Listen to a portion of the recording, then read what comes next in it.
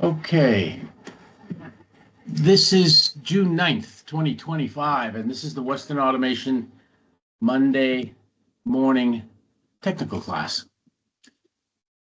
You are on a recorded session, and the subject today is common mode noise, which is typically the general term for common mode voltage and common mode current.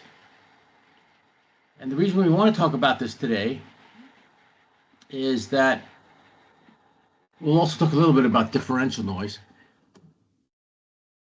but it is important to understand this concept because we deal with VFDs in this class session. We deal with servo amplifiers, which are nothing more than VFDs with faster processors. In terms of most of the power deck designs for VFDs and servo amplifiers, they're both an amplifier. And they both have a diode front end, a DC bus filtered by power capacitors, and a 6-transistor bridge, each transistor with a flyback diode that creates a pulse width modulated waveform to the motor winding. I have recently come across another application for this exact same amplifier, and that is for windings on a magnetic bearing, which is sort of a motor, if you will. If you think about a magnetic bearing, it's got windings, it's got a rotor, it levitates the rotor using magnetic force. In the case of an AC induction motor, you have physical bearings, and the job is to turn the rotor, produce torque on the output, drive whatever system you're driving. In the case of a magnetic bearing, it's to levitate the rotor to provide a bearing surface at high RPM, 60, 70, 80, 100,000 RPM. But again, that diode front end, DC bus, 6-transistor output amplifier is used. This amplifier design is used quite frequently in our industry. And to be blunt about it, it produces a lot of common mode noise, and therefore a lot of problems associated with the common mode noise. So while these kind of amplifiers have great utility, they also cause problems that we need to understand how to fix. So we're going to start today with, let me see if I can, which one do I want to put this on?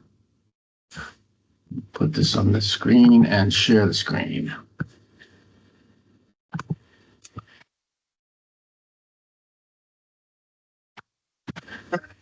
Okay, so we'll start this session. I assume you can see my screen? Yes. Thank you. So you should see a blue PowerPoint presentation, and this is how I'm going to conduct this class. I'm going to identify and define the problem, and then figure out what it causes that we're concerned about, that issue of relevance. Some things it causes we're not concerned about. Every application is actually slightly different. And then we're going to explore the solutions to those problems. As a drives guy for 40 plus years, if I had had a better understanding of this in my early years, I would have been a much better troubleshooter. So hopefully this gives you that capability that I missed in the nascent part of my career. So common mode voltage, which causes common mode current. In other words, you have voltage potential, and across conductors, it's gonna cause a current. The two together, because they're unwanted, are frequently referred to as common mode noise. And we're going to address each of these potential causes. The differential, by the way, high frequency switching noise, that's the one we want to focus on in terms of the amplifiers I was talking about. Improper grounding, well, we teach a class on best practices, and it addresses this sort of thing. And after hearing what you hear today, you're really going to understand why best practices need to be practiced. And improper grounding is everything from a low impedance path to ground for all the frequencies you're trying to sync to ground, not just low frequencies. And if you have any impedance in your ground circuit, you're not going to trap and sync the high frequency stuff. Impedance will prevent high frequency noise from getting to ground. So we want to measure that and make sure that you have a low impedance ground, which also means a low resistance ground. Resistance is a type of impedance. And then leakage currents. And here we talk about capacitive coupling. When I show you the chart of the sources of capacitive coupling, and then you're going to go look for capacitors, you're going to end up empty. This is not obvious capacitors. This is materials that have inherent capacitance and thus can take that voltage, charge that capacitance, and cause currents to flow, therefore creating noise on the common mode. So we've got grounding, switching noise, and leakage currents. And by the way, they all kind of work together. If you have a high frequency switching noise and you have some capacitance, that capacitance is going to charge up pretty fast and as it charges up fast, it will cause a greater amplitude of current flowing in places you don't want it to flow. Differential mode noise is also voltage-driven current, generally referred to as noise because we don't want it, but it flows in a different way. So I'll send this presentation to you out after I've done tuning it up, but here is a better, wait a minute, there's a typo. Here's a much better way of looking at it. It's just the path of the noise. It's voltage driving current. It's voltage that you don't want. And it's just a different path. Now, differential signals, you should know a little bit about that. A differential signal, as opposed to, normally you have an analog signal and it's, you've got a hot leg and you've got a neutral. And you measure between the hot leg and the neutral, common, not ground necessarily, just your 0 volt reference. And you get an amplitude of voltage that allows you to transmit data, like how fast you want to go, 0 to 10 volts DC, for example. Differential is used when the common, the 0 volt line, cannot be kept at 0 because there's too much noise. So what you do then is you send, again, 2 wires, and you measure the difference between the two. In the first example, you're sending 0 volts and your signal. In the second example, you're sending your signal and you're sending on the second line a displacement from your signal. The distance between those 2 lines is the value that you want, the voltage, the control voltage that you want. Between the two, you've got a difference, a differential. If noise is present, it will affect both lines together. So you'll get a spike on the top line and the bottom line. And therefore, that spike here and that spike here will cancel themselves out, and you will still have a true differential value or a desired differential value. If this is always 0 volts and this is your command signal, so this is now no longer a differential signal, you get a spike here and it will cause a different value to be read here. With both signals moving together, you don't have a 0 line.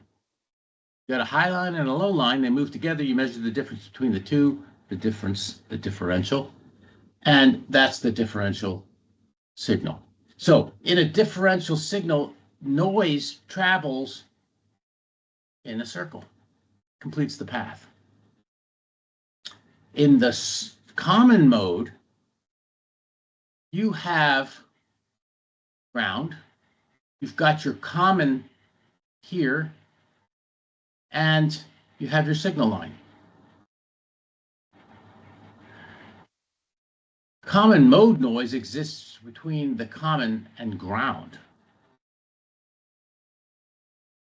and is forced by the nature of the common mode circuit.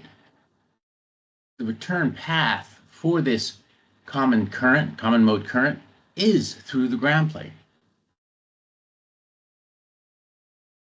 So in the case of a VFD, this is the source. You're pulse width modulating to the motor.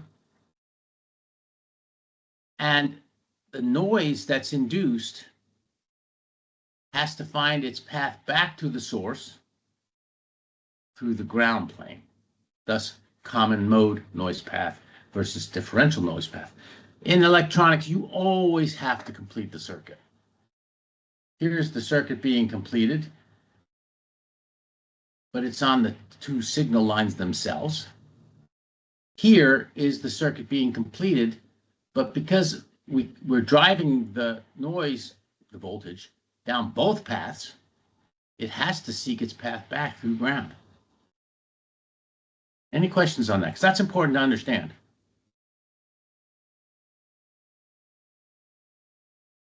Differential versus common mode noise.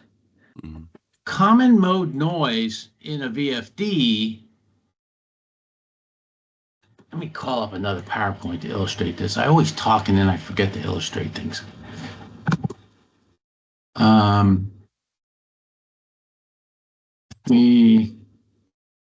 going to pull up the old matrix presentation because it has so much interesting stuff in it.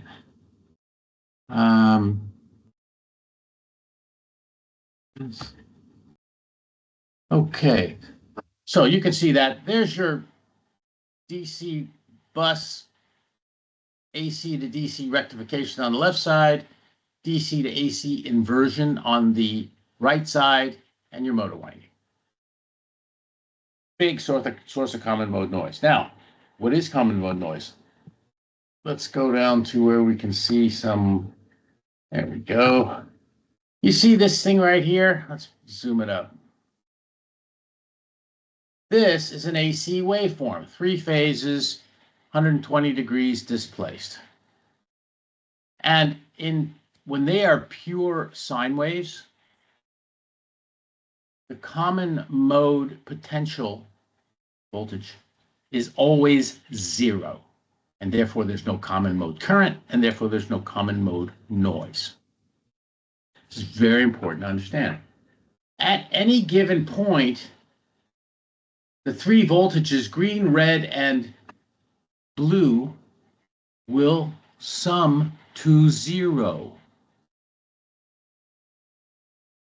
This is the 0 line, this black line right here.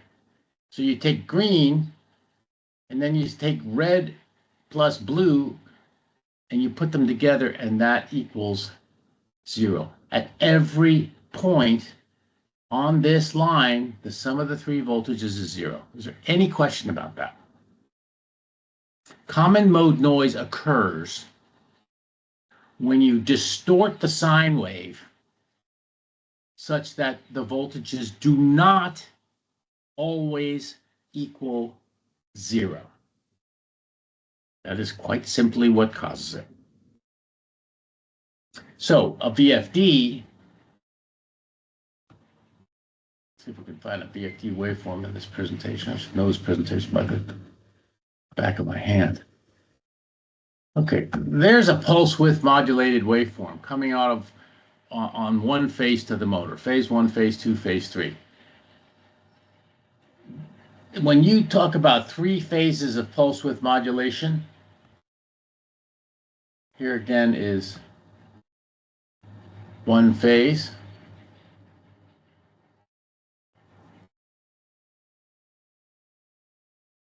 When you overlay the other 2 phases, common mode voltage is not always 0. In fact, it's never 0. So you put a lot of common mode voltage out, the potential between the neutral and ground. And that drives current into everything that will accept the current. And voltage times amps equals watts, that's power. but it's power that's bad. It's noise. Voltage 0, no bad power. Common mode voltage, resulting in common mode current, and I'll show you in a minute how that occurs. And you get all kinds of common mode noise. Again, any questions on that?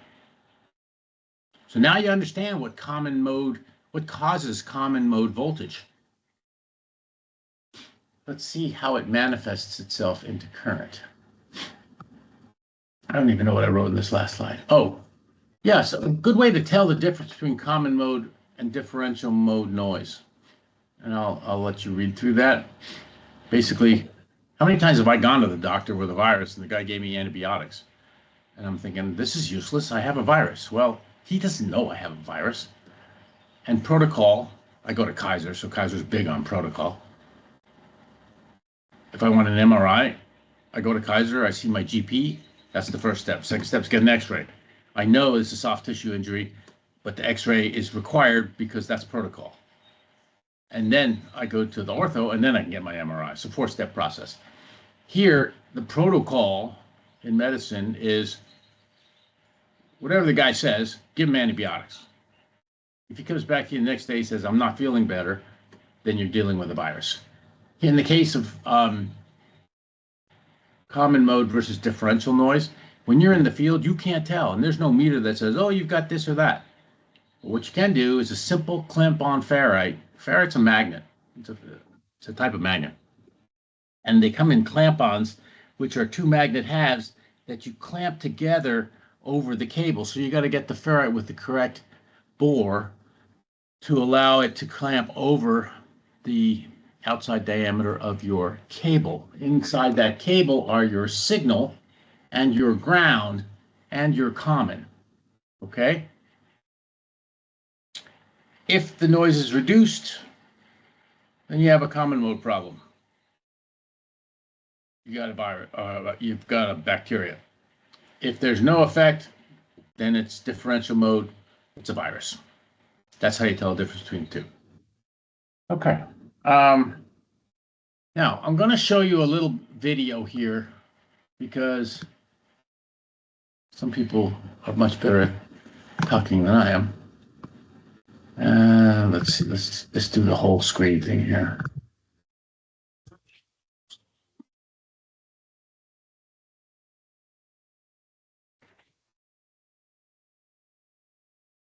By the way, this is a pump for cable, so I'm just using the class because he does a really good job of, or I'm using the video because he does a really good job of illustrating the point. And if there's common mode current, therefore there's common mode voltage.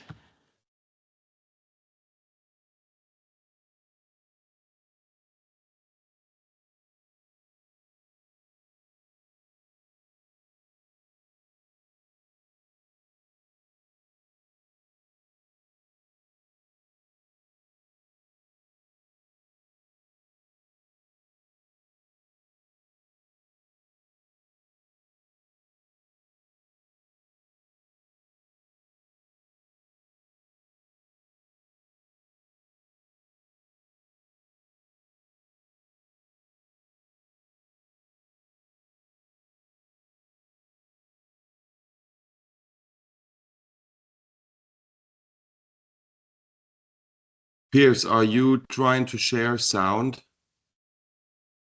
Yeah. Okay, so currently we only see the video without sound. If you want to, what you got to do is No, I know how to do it, and I always forget. My apologies, but I will do it same, right yeah. now. Yeah. Thank you. I don't know why they don't make it the default.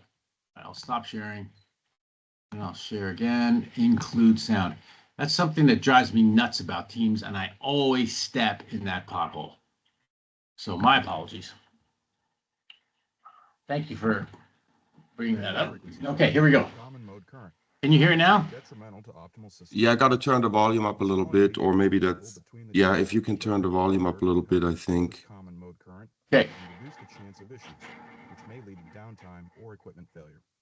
Common mode current in drive systems is comprised of How to turn the current volume up. 30 megahertz. The amount of current can be significant. Currents of tens of amps are not uncommon. This can create problems when unshielded cable is used. Drives create common mode current. It's the nature of the technology. This common mode current I'm looking for the volume button here. I Oh, can there it hear is. it faintly. I'm at max volume. There's nothing I can do about that. Sorry. You're good. Got max volume on everything. current gets pushed down the cable from the drive's inverter to the motor. According to Kirchhoff's law, the current must return to the inverter, but what path will it take to do so? This current is unlikely to return to the inverter through the cable ground. Because of its high frequency, it likes to travel on a conductor's surface and not through its cross-sectional area due to the skin effect. Okay, skin effect. For your reference, also Litz effect. You can look that up. And what he's saying is that the higher the frequency of the noise, the more it tends to travel on the skin of the conductor, the outside diameter of the conductor. So you can have a big fat 1-inch solid copper conductor, and that's not going to carry high frequency noise very well because it's only going to carry, the noise will tend to want to travel on the outside diameter, the circumference, if you will, of the cable. As opposed to that, if you had an inch bundle of smaller cables, therefore lots of surface area, that configuration of conductor will carry high frequency noise much better because it has a lower impedance path. Cable ground wires have a small surface area compared to a common path of this current, building steel. This current can travel through the motor frame and base plate and through building steel back to the inverter, potentially creating operational problems for any control or communication devices along its path. You know that voltage potential and the current generated by the voltage potential will always seek the least impedance path to ground. In this case, because the cable has a ground conductor that is not highly stranded, it goes through the ground plane, the steel, because that ends up being the lower impedance path. Now, think about this. How do you create a lower impedance path than this path through the ground plane to bring this noise back to the source? How can you do that? Tens of amps flowing on the ground next to one of these devices can cause intermittent issues with the device or outright failure. Because this current path is unknown, it's impossible to predict where the current might flow on its way back to the inverter. In addition to flowing through the motor frame and base plate to building steel, another possible path is through the motor bearings to the motor shaft, connected machinery, and then to the building steel infrastructure. This path can damage motors by causing bearing damage known as bearing fluting, which can cause motor failure after 3 to 12 months of operation. I want to point something out to you here. You heard him say that this goes through the building ground path, which is an unpredictable path. How many of you remember sitting out in the field trying to solve a noise problem and just not getting to the solution? You can't suppress the noise. Well, no wonder. The ground path in this case is unpredictable. It could be anything in the building. It can go through the motor bearings. That's an interesting effect that we'll talk about in a minute. How do we fix that? Cable can control the path of this common mode current. The VFD cable's overall shield has a large surface area, which provides. This is a poor picture of a braided shield. It's why I highly recommend that when you use shielded cable, you not only have a shielded cable with a foil, but you have a shielded cable with a braided shield as well, double shielded. That gives you a wider. Sorry, Chris? No, I agree. Yes, thank you, Pierce. Chris is all getting excited about this because he's our expert in VFD cable. This braided shield and the foil shield together creates a broader bandwidth path for all frequencies to ground. If in this case, instead of driving voltage through via current to the ground plane and back up, and it's unpredictable, as the gentleman said, If you can contain that and bring it back on the VFD shield to a reliable ground, remember those three causes of um, common mode noise, right? Bad grounding was one of them. So here you got to have a good ground. But you now have a known path for the common mode noise that's being created by the high frequency switching, the second cause of the common mode stuff. High frequency switching from the VFD, and a known path for the common mode noise that is inevitably created by the pulse width modulated drive back to a good ground. Instead of going all over Hell's Half Acre and passing by PLCs and sensors, that's really what gets whacked out here is the sensors, because they're all over the plant. And then you start passing voltage through their ground plane, and 0 volts is not 0 volts anymore. I'll give you a practical example. I installed 1,000 horsepower worth of VFDs in a place called Rosedale Rio Bravo in Bakersfield. And when we turned those VFDs on, this was a transfer station for water from the canal to the settling ponds for water storage. And we had all sorts of flow meters and pressure sensors and other types of sensors measuring bromine content in the water, blah, blah, blah. Everything was referenced to the ground plane. They turned the VFD on, and because the vendor did not use VFD cable, he violated the spec and then regretted it. The common mode noise created by the switching of the VFD went to the ground plane and started bouncing 0 volts for all of these sensors. We had to take every sensor and isolate it. It was a huge cost. And we couldn't, it was a legal battle to get the contractor to change the cable. He eventually did, but in the meantime, we had to get the system running. So, I mean, this causes gigantic problems. And a stitch in time saves 9 is the old saying. If the guy had used VFD cable, we wouldn't have had a problem. And by the way, these were matrix drives. Matrix drives have a much reduced, as you will see later on when I talk about 3-level switching on the, instead of full height switching on the PWM output of the VFD.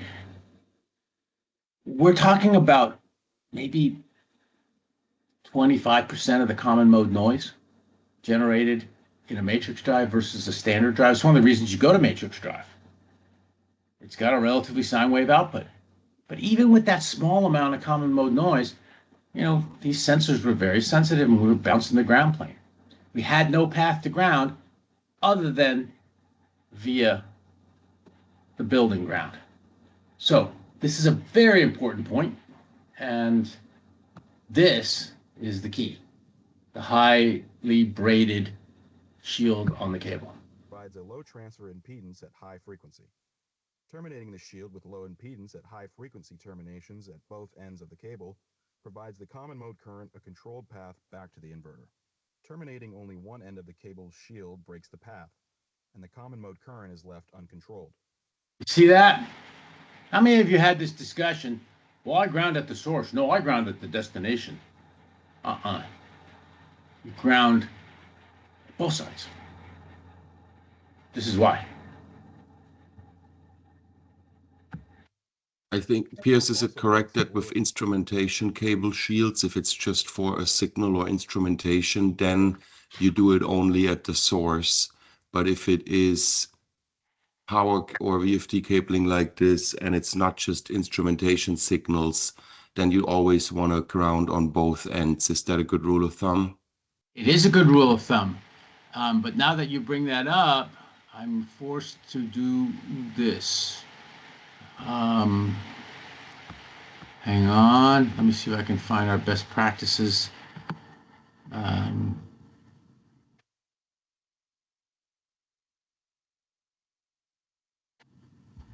Bear with me 1 second. That point is very true. However, how you ground the instrumentation cable is much more to the point. And I need to find this. because the way to ground the cable is extremely important. And why am I not finding that? What I'm referring to is the method of grounding the instrumentation cable and the method of grounding the power cable, by the way. And training, PowerPoint presentations, BFE training. Got it. I got to put things in one place. You're talking about a full 360-degree contact versus a pigtail? Yeah, exactly. Mm. So here's what we're talking about, folks. That's how you ground a shielded cable, instrumentation-wise. Now, power cable, slightly different, okay? Let's just talk instrumentation because Chris brought this up. You have a special tool. It's this tool right here. And this tool allows you to cut not only the insulation at the ends, but then spiral cut it to remove the insulation to expose the shield. You do not want to change the structure of the shield. Repeat, you do not want to change the structure of the shield. If you do that, you change the impedance of the shield, and therefore you will, and you're not going to change it positively. And therefore you will trap high frequency noise. Doing this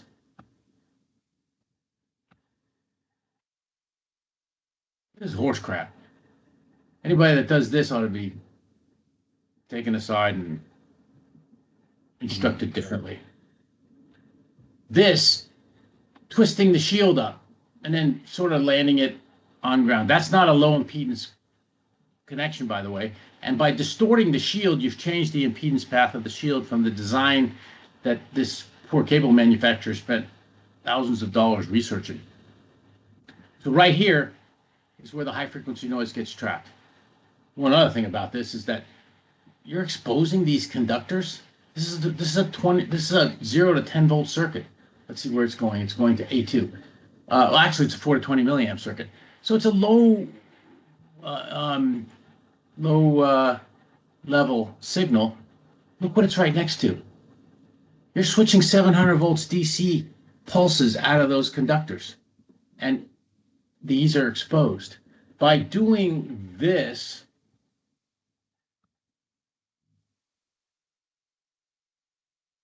you ground the shield when it comes into the enclosure, and the shield travels on to the destination, which in this case would be the VFD. And that shield, you don't have to break the shield out here because it's already grounded down below. That shield travels right up to the terminal block, and then you break your conductors out. Best practice. Now, when we talk about cable for power and how you terminate it, yes, I want to terminate it on both ends. But you also have to use the manufacturer's specified terminations. Again, this poor company spent thousands of dollars researching the best design for their braided shield and for the termination of that shield so that we don't interrupt the path for the high frequency noise that we're trying to get to ground. What's the point of paying so much for inverter duty cable? And then you put a roadblock in it and you trap the noise on the cable anyway. That makes no sense. Okay, so I get as excited about this as Chris does. So there we have the best practices. By the way, if you want this best practices presentation, it's a good one. It's a lot of good input from my colleagues. I can send it to you. Just send me an email, or better send me an email because the chat doesn't always work for me on Teams. Okay, so there we are. Now, this path to ground to sync the common mode noise off of the power conductor means we're trying to stub this problem out at the source, which is great. We also want to use the shielded cable, as Chris referred to earlier, on all of your instrumentation lines, the lines you want to protect from this noise. That's also best practice. But how do can we eliminate this common mode noise in a better way? Are there filters in addition to the shielded cable? Or can we just reduce the basic switching? Let's see, where was this? Here, improper grounding. Well, we certainly addressed that and got all excited about it. High frequency switching noise. Yeah, amplifiers. We'll talk about that in a second. Leakage currents. The capacitance of all the stuff around your amplifier that allows that voltage to manifest in terms of current. Let's go back. There's a good chart in here that showed you leakage currents. Let's see.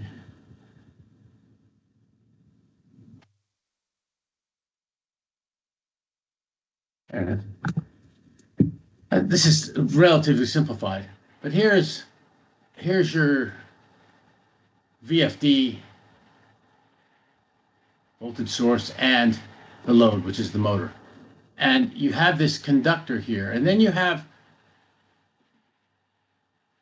this is not a very good way to illustrate it, to be honest with you. You've got capacitance buildup in this cable, and that capacitor, that's a bad way. Hang on a second. I got a much better way here.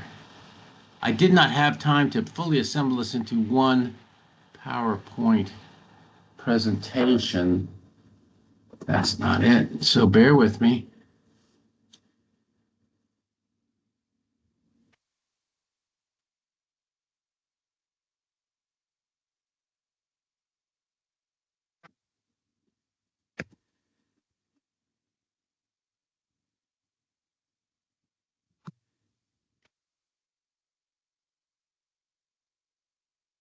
Searching for this really cool illustration that I saw when I was getting ready for this last night.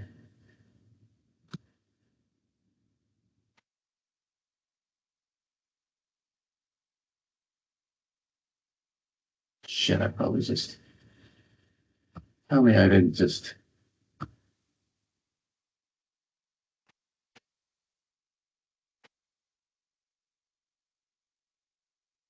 I can't find it. All right. There was what I'm searching for is this presentation slide that showed me all the different potential sources of parasitic capacitance. And I'm afraid that I just clicked on the delete button for the one that I wanted to show you. Son of a gun. All right, well, you're going to have to bear with me here. Leakage capacitance. Remember I said that it's not really a physical capacitor. There's capacitance in any cable. And if there's capacitance in a cable and you drive a pulse into it, that capacitance is going to charge up, drawing current. Even if the cable is empty at the other end, let's say it's not connected to the motor and you drive a voltage into it, and you're going to see current. But you're saying, wait a minute, I'm not connected at the other end. I've got those terminals, those conductors taped off. You will see current as the capacitance in that cable charges up. One of the reasons why VFD cable is very low capacitance. You go to Lutze and you watch the videos on, they have a great website called driveflex.com. And they'll talk about low capacitance cable, and then they'll try to explain why you want low capacitance cable. Now, a little aside here, my brother's an engineer, and he has this annoying saying that, how do you tell when a salesman's lying? Well, his lips are moving. So he didn't believe anything salesmen tell him. And maybe he's right in some cases. I'm going to tell you that this VFD cable thing has been interpreted by a lot of people as salesmen trying to make more money selling cable. And that's because we're incapable of explaining it to the customer in a way that is a stronger message than his assumption that we're just trying to sell him Whoozy Wattses. Because VFD cable can be twice as expensive as normal cable. And this guy, if he doesn't believe us, because we're not trained well enough to explain it in a way that he understands it. And I don't mean talking down to him, because this man may be an expert at what he does, but he may not be an expert on common mode noise. And therefore, we need to be able to explain it at a level he understands it so that he can then justify using the product we're trying to present. Very important point here. VFD cable has been interpreted as a bunch of sales guys trying to make a lot more money than should be made on selling cable. Because, oh, I've used the cable that I've used for 50 years and I haven't had any problems. Well, what's the argument against that? Amplifiers are switching faster and faster. The rise times on the pulses are getting faster and faster because the transistors are getting faster and faster. We have a lot more pulsations in the electrical circuits, and therefore, and he's going to just glaze over and roll his eyes and say, get lost. I'm not going to buy your cable. And when will he buy it? Well, when he puts THHN in and all sorts of problems occur, and you come out and you analyze them because you weren't able to explain it to him properly up front. And I have been guilty of that many times. That's why I'm teaching this class right now, to get to the point where we can explain this properly. Stray capacitance. Stray capacitance exists everywhere in an electrical circuit. I'm pointing this out here because the stray capacitance for the common mode noise to the reference ground exists in a whole bunch of different spots. Now, this is stator to metal housing on the motor. This is through the bearings. This is rotor to stator. You have capacitance in the cables themselves. Now, with all of this capacitance out there that isn't manifesting itself as a capacitor, every time you pulse that voltage, those capacitances charge up. So we know already from this class that pulse width modulated waveforms create common mode voltage. But if there's no path for the volts to go, you get zero common mode current, therefore zero common mode watts, therefore zero common mode noise. So this stray capacitance is what allows that voltage to manifest itself into current and create the noise that we don't want. We can get rid of it in the cables by buying inverter duty cables. And that's frankly enough good reason to buy an inverter duty cable. Second good reason, it provides a great path for all these frequencies back to a known ground point in our electrical enclosure instead of going through the building ground, as you saw in the video. Those two reasons alone will allow you to justify the cost of the VFD cable. But what about all the other stray capacitances? Because we still have this pulse width modulated waveform going down the line. And the stray capacitance that I want to refer to now, because I'm getting limited on time, I only have about 4 minutes to talk about this before I have to talk about something else, is the capacitance through the bearings. Now,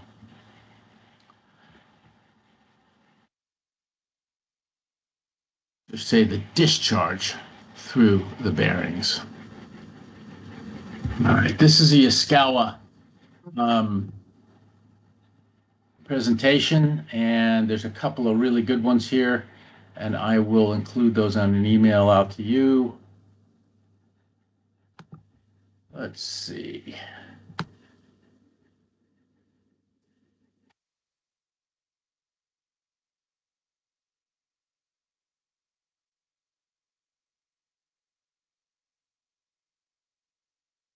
The one I want to start with.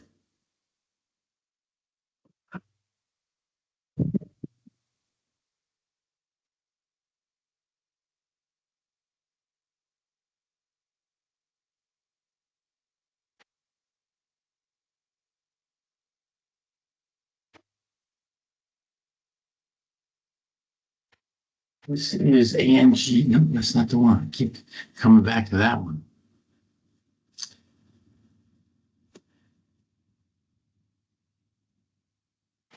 All right, we'll start with this one, I guess. Is this ANG 17 too? No, this is Mahesh's. Okay, so it's this path right here that I'm concerned about. Now, this is the rotor, okay? And this is the gearbox that it's driving. Here is our VFD. And inducing a voltage onto this rotor due to the common mode voltage created by the pulse width modulated output. In other words, the voltage of a PWM inverter is not zero at all. The sum of the three phases is not zero all the time. Therefore, you have common mode voltage. And it's going to find common mode capacitance paths. Here is the capacitance path between the rotor and the stator itself. Well, the stator is what we're energizing with the pulse width modulated waveform. Here is a capacitance path. By the way, this is the chart I was looking for. This is the capacitance path between the rotor and the stator steel, to be differentiated from the capacitance path to the stator copper. Here is a capacitance path from the rotor shaft, which is integrally connected to the physical steel of the rotor itself, to look the bearing race on the case of the frame of the motor. There's a capacitance value across the bearing interface. Which of these is the path that is least impedance to ground? Because that's the path that the current's going to take, driven by the voltage we are inducing on this rotor from all this pulse width modulation and common mode voltage being created. There's common mode voltage here that's going to find ground. And with no further ado, I'm going to tell you this is the path that is the least impedance path to ground. And the reason is there's an air gap here. There's an air gap here. There's an air gap here too, but it's very small. It does have an insulator in it, the grease, and you can use high impedance grease, a grease with a high dielectric strength to it. But even at that, there are points in the rotation of the bearing where that grease layer gets thin enough that the voltage can pass across it. What happens when you pass a voltage across a gap? You get an arc. It's the principle of arc welding. When that path becomes lower impedance than these other two paths for this capacitance, you get current. I is current, BRG means bearing. You get current flowing through this bearing. Warning, I'm going to go over time. Please stay with me. And that current arcing will pit the bearing races. It'll actually pit the bearing too. And if you ever live on a country road, you know that a pothole turns into washboard. Why? Because you get one pit in the bearing, and then the bearing continues to run over that pit and vibrates a little bit, causing disturbance that warps the metal around that pit in the bearing, causing fluting in the bearing, which we call washboard in a dirt road. Happens all the time. I live at the end of a dirt road, so I'm very familiar with it. That destroys the bearing. It can destroy the bearing in a year. So this kind of damage to the motor, again, is a very important reason why you want to practice these best practices. Pay a little bit more for the inverter duty cable. And in a moment, we'll talk about 3-level switching on VFDs, which is a new VFD architecture, which is why I want you to stay over. There's also something called a shaft grounding ring, and this is not a shaft grounding ring. That's actually a bearing. or sorry, a coupling. But let's pretend it's a shaft grounding ring, because how do I get this voltage to go to a lower impedance path than the bearing? Well, I put a shaft grounding ring here. It's a piece of copper on the shaft with a brush that's mounted to the frame. And that brush rides on the copper and provides a very low impedance path for the voltage to ground. The problem is that it's a moving device. It has to be maintained. And if you don't maintain it, then the brush wears out and it's no longer the low impedance path to ground, and the voltage goes back to seeking ground through the bearing. There's another way to isolate the bearing, and that's just to put an insulator right here, as you can see. And that means that there's no path to ground, and we just keep the voltage trapped on the rotor. The problem with that is that the voltage then travels out. If this is not an isolated coupling, electrically isolated coupling, it'll travel out into the load and find path to ground through all those bearings and pit them and destroy them. This is death by 1,000 pinpricks. So moving on to the last subject, which is the high frequency switching, which we know to be a cause of this, right? High frequency switching. We talked about improper grounding and how to solve that, proper shielding. We talked about the leakage currents caused by capacitive coupling. And in the most serious case, which is killing the bearings, we talked about isolating the bearings or using a shaft grounding ring. But how about you don't need any of that stuff? How about you fix it right at the source? And that's to fix the high frequency noise generator that is this VFD that we have been using since 1983. That's the offender. 90% of the VFDs sold today are pulse width modulated outputs. Even your active front end stuff, all the ABB, ULH, the Danfoss low harmonic. Yaskawa has a active front end drive. Lots of people have active front end drives. Look, it's the same circuit. Nothing's changed, except that we put the same circuit on the input line, and now we're jamming all that noise back to the input too. This is not ultimate solution. Going to the matrix drive is, and I'm going to show you why. Because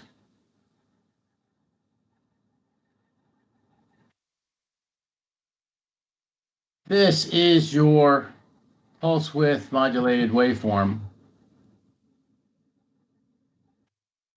Bear with me. Okay, that's all single height, so they call that two level. 1, 2. This is the zero line, by the way. And when we go to the negative side, we have a flipped, and this is not a very good picture of a pulse width modulated waveform, but that's what the pulses look like. Very fast rise times with a lot of overshoot on the leading edge of the pulse and one height. And that height is 700 volts DC.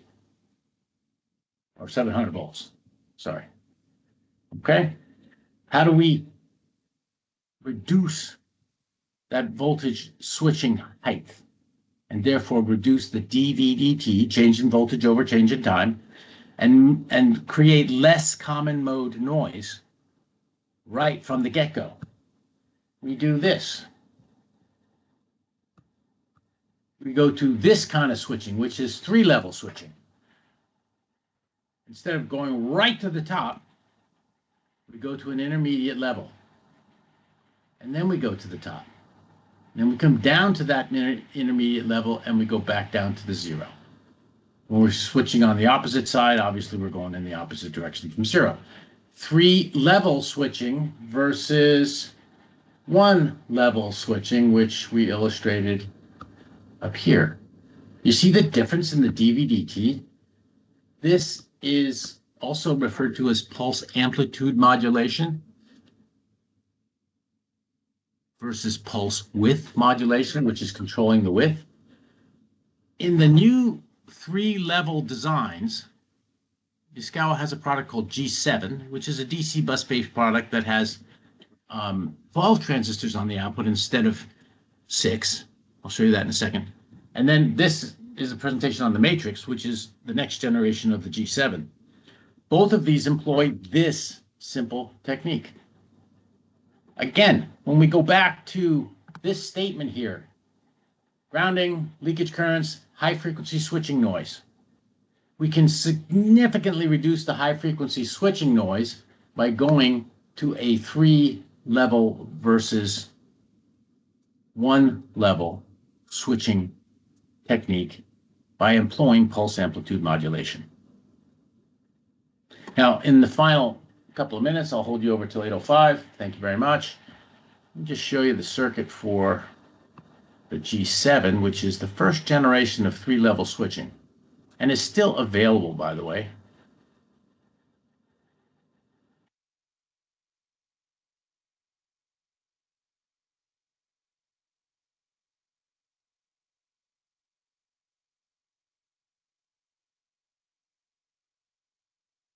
Okay, there is your dial bridge. There is your DC bus capacitors. And here is your inverter section. Note that instead of one transistor on each side of the motor lead, W, V, and U, you have 2 transistors. And then there's a connection via diodes that goes in between. This is the first iteration of our ability to produce a 3-level waveform going out to the motor. If I have you look at this and then compare it to this, there, you've got 6 transistors, right? 1 on each side of the motor lead. 12 transistors, 2 on each side of the motor lead. Is the G7 more expensive than the standard drive? Yes. What are the benefits? There are enough benefits on the G7 to justify the differentiated price. For example, I can go out to thousands of feet of motor length, no output filters. I don't have to have grounding rings or insulated bearings on the motor, therefore I can use a standard motor. Frankly, I don't even need VFD duty, although that doesn't save a lot of money because VFD duty motors don't cost us that much more than regular motors nowadays. Economy of scale and the fact that we've been making them for 30 years. But all the filters on the output of the motor for long lead length applications, for just best practice in terms of extending the motor life from 3 to 4 years out to 10 years, will justify the cost here. Does this do anything for the harmonic issues on the input side? No. This is the same diode bridge as you saw on the regular drive. Same diode bridge, same capacitors, just 12 transistors here versus 6. So that's G7. The next generation of G7 is this. Better illustrated here. Look at that circuit. Ooh.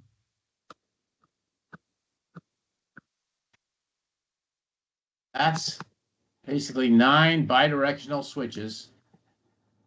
Simple circuit, complete departure from the DC bus-based drives that I was talking about. Here's your line. By the way, this little filter shown here is a little EMI RFI filter. It's about the size of a bread box on a 300 horsepower drive. It's there for EMI RFI compliance. And then here's your motor leads. This is the drive, the sum total of the drive. This is a 3-level drive, just like the G7. So, in summation, sorry to have bounced around so much on this presentation. Common mode noise. The bugaboo, the ghost that's been haunting us as we've tried to troubleshoot problems in the field after installation, and without a good understanding of common mode noise, we typically are not going to solve the problem. Or we're going to solve it in too expensive of a way. Improper grounding, more expensive cables, some filtering perhaps, if you're using a standard VFD. And by the way, on a standard VFD, if you want to eliminate your common mode or get the common mode noise down to a level of 2-level switching, or 3-level switching, you put a sine wave filter on the output of a standard VFD. Sine wave filter costs almost as much as the VFD does, but it does produce a perfect sine wave. Common mode noise down to less than 20% of the common mode noise without the filter. And at that point, you're spending as much as if you would go to a matrix drive. Matrix drive, 100 horsepower and above, it's about twice the cost of a normal drive. So you can see how the newer technologies are coming into the price envelope now too. Do we still sell a lot of sine wave filters? Absolutely we do. Long lead lengths, sensitive motors, high-speed motors, and motors in high reliability applications. So that solves this issue here. It's not as expensive to implement the improper grounding or to get rid of the improper grounding. Just make sure your grounding is good and then use VFD cable and then use foil and braided shield on all of your signaling leads. And properly ground the signaling leads like we illustrated to you. And then use the manufacturer's practice to ground the power cables at both ends, not just at the source. Leakage currents, we talked about that. This is where I'm going to close. We get rid of shaft grounding rings. We get rid of isolated bearings on the motors. Motors can live to 10 years versus 4 to 5 years. And that, my friends, is the discussion on common mode noise. I will try to tune this presentation up and present it again in about 4 or 5 months because I'm still learning a lot about this. I've really done a deep dive on this. This is just my first pass, so I apologize for jumping around. But it's 8:10. Thank you for staying with me. It's been a great subject, and it's time to go to work. Thank you, and we'll see you next week with Chris Keller, who's presenting on... Hey, Piers, Yes, if you want to stay on for a sec, I will. Yeah, sure. after that would be nice. Mm-hmm. Okay, well, folks, till next week. Thank you very much. Thank you. What can I do for you, Chris?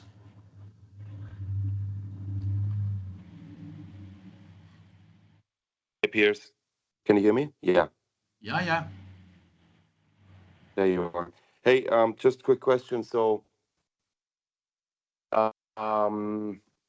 good presentation. I have not seen this one yet, and I like what you did there. I know it's a really deep hole that you got to dig in, but I like the comparison of common and differential noise. That was really interesting. I hadn't seen that before.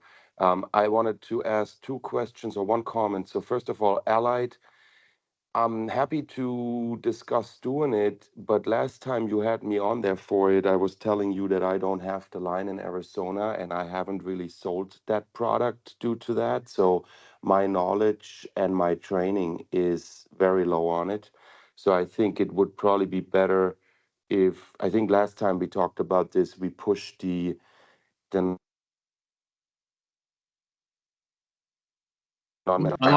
presentation to one of our other colleagues. Okay, we can talk about Say that it on the again, please. huddle. Yeah, let's talk about that on the huddle. Oh, yeah. Oh, I see we still got people on the call here. No, it's not a problem. I'm not worried about that. Yeah. We talk Either- about it on the huddle. Either that or if you want to present next week, honestly, after this presentation, it'd be really good time to talk about cable again. So why don't you think about that, and I'll see you on the huddle at 9 o'clock. Absolutely. We had a lot of people from Arizona. We can, yeah, okay. We can talk. Yeah, let's think about that and talk at 9. Also, I have another question. I had a customer that I saw a large U1000 drive at a customer last week, and we got talking a little bit. I think it was for a wastewater facility panel that a panel shop or a contractor built here in town. And they got the drive through one of the local Yaskaba distributors. Obviously, I don't have anything to do with the sale because it's not Arizona. We don't have the line. But That would have been Dykeman. it was Dykeman, yes. It came Yeah. from Dykeman.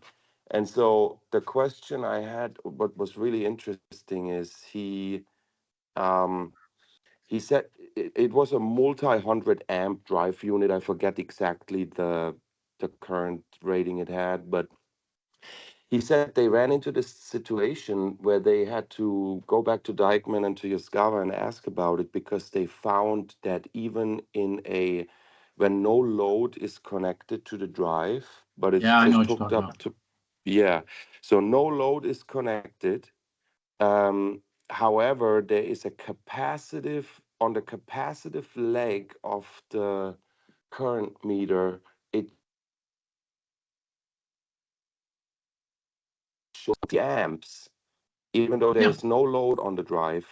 And then they were explaining that this is circulating current and it's only on the yes. capacitive leg and it's normal. And it has to do with the way this U1000 works. I was just really intrigued understanding that better. Yeah, um, I can explain that to you. okay. So this circulating current, apparent power, is real and will trip a breaker. It won't trip a breaker that's sized for the full capacity of the VFD itself, because as you say, it's a couple of hundred horsepower there. However, off the top of my head, I know that a 258 horsepower U1000 will have about 40 amps of this circulating current. Now, you say capacitance. Yes, there's no capacitance on a in the because there's no DC bus on a matrix drive, but there is capacitance in the snubber circuits that are used to protect the transistors from transients. And those Mhm. small capacitors aren't very small on a multiple hundred horsepower unit, and therefore the apparent power. This is another one of these leakage capacitance issues. And yes, that apparent power has to be accounted for in the current design of the U1000. My understanding in talking to the designers of the Matrix is that, Okay, interesting. yeah, they're going to, that will be significantly reduced in the coming generation of, U1000 is the old 1000 series hardware. So when they revise the U1000 and bring it into the new generation hardware, they're going to use different switchers that require much less protection in terms of snubbing and therefore lower capacitance on those snubber circuits. That's the goal. I think we're at least a year or two away from a revision of the matrix drive. But with that said, the matrix drive today, that that circulating current is real. And Got it. I found out about it because I had a 150 horsepower matrix drive and I hooked it up to my to I think a 50 amp breaker and I tripped the breaker. No, sorry, it was a 35 amp breaker and I tripped the breaker and I think, what the heck? I don't even have a motor connected. So yeah, and by the way, those leakage currents, circulating currents, call them what you will, are well documented in the manual of the U1000. Okay, got it. Interesting. Good. No, the the other question was, I mean, when you hook up a meter for power readings to it, it will read that 60 amps, even though it is not really a power draw, but just a circulating current. So that's where they got hung up on, obviously, because they was like, hey, hang on a minute, I shouldn't be drawing 60 amps and getting charged for it right now. Um, but I think they got to the bottom of it. They worked with Dijkman support, and then with Yaskawa ultimately, and they got replies from They didn't have to go all the way back to Japan because Japan, it's and documented. it came from Yaskawa. Yeah, it's documented in the manual. I don't know Yeah, why they had to go all the no, way it's back all to good. Japan for it. By the way, that is a negative It's selling not point on the matrix. It's something we need to be aware of. It's not a huge negative selling point. I mean, I've got hundreds of them installed, and it doesn't trip the breaker on a that's sized for the output of the matrix drive, but it's definitely there.